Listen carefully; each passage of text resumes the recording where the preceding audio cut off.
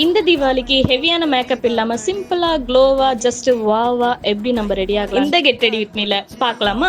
ஸ்ட்ரைட்டா மாய்ஸ்சரைசர் போட்டாச்சு, சீரம் போட்டாச்சு, அடுத்ததான் நம்ம லிப்ஸ்க்கும் வந்து மாய்ஸ்சரைசர் கொடுக்கணும்ல, லிப் பாம் போட்டாச்சு, ஃபவுண்டேஷன் ஒரு டிராப் மட்டும் எடுத்துட்டு blend next dot dot dot blender இருந்தா பிளண்டர்ல பிளண்ட் பண்ணிக்கோங்க, இல்லைன்னா கையிலே பிளண்ட் பண்ணிக்கலாம்.